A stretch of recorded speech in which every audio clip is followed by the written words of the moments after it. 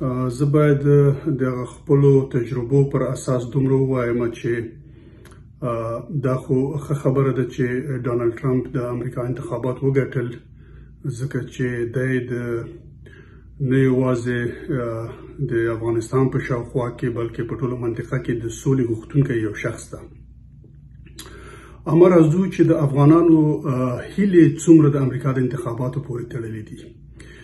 افغانانو یو ځل هغه چانس چې امریکا دوی سره په ډیره خلاصه سینه همکاري وکړه او پارټنرشپ ورسره اعلان کړ. متاسفانه چې هغه چانس د لاسه ورکړی ده او امریکایان هم اوس په دې پوه شوي دي چې بیرته د هغه افغانانو سره چې په تیرو شلو کلونو کې ورسره کار کړی د هغوی سره کار کول هیڅ کوم نتیجې ته دوی نه رسي او د هغوی سره کار کول بې اساسه او غیر مؤثر کار ده. نو هم دا یو د علتونو نه هم و چې امریکایانو د 2020 کال په فبرورۍ کې د طالبانو سره په دوحه کې دغه قرارداد امضا کړ چې بیرته ورته په اصطلاح افغانستان وسپاري، خپل ځواکونه راوباسي. نو د فعلا دپاره زه فکر نه کوم چې امریکا د بیا په هغه پیمانه په افغانستان کې خپل موجودیت هلته ثابت کړي او یا د دومره مداخله وکړي لکه تېر ځل چې کړی وای د هغې، خو دومره به وي چې که بیرته چېرته افغانستان ته لاړ سي او د باګرام په اډه کې یا کوم بل موقعیت کې دوی خپل ځانونه ځای په ځای کړي، نو هلته به دوی د منطقې د نظارت ماموریت پر غاړه ولري چې په دې کې به طبعا ملکي او نظامي استخبارات شامل وي چې ټوله منطقه د دغه ځای څخه تر نظارت لاندې وساتي. اول خو دا چې افغانستان بیا دغسې یو امنیتي په اصطلاح خطر ونه ګرځي چې نړۍ ته یې ضرر ورسیږي لکه تېر ځل چې د القاعدې په لاس کې لوېدلی و. او دوهم منطقوي رقابتونه دي د چین سره، د روسیې سره، ایران ده، دواړه هم منطقوي دي او هم نړیوال رقابتونه دي چې منطقوي رقابتونه د امریکا د متحدینو په منځ کې دي او د هغوی د مخالفینو په یا د رقیبانو ترمنځ، او نړیوال مخالفتونه طبعا د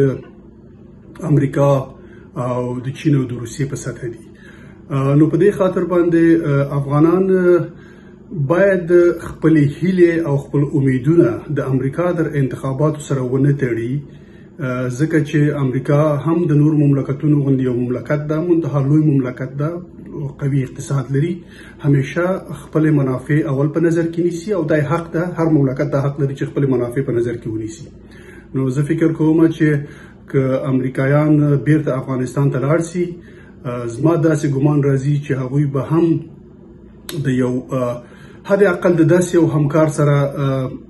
پارټنرشپ یا همکاري کوي چې هغه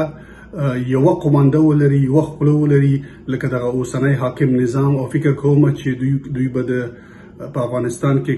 کومه معامله کوي په آینده کې، هغه به د فعلا دپاره داسې ویلی شو چې کوم بدیل نشته ده بغیر د دغه اوسني حاکم نظام څخه.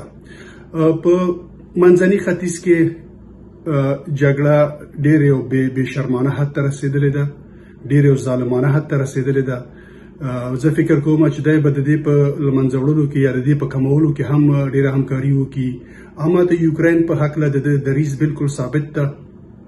چې د یوکرین جګړه به دی ختموي، او هغه په دې معنی چې کیدای شي اکثره خلک داسې فکر وکړي چې دی به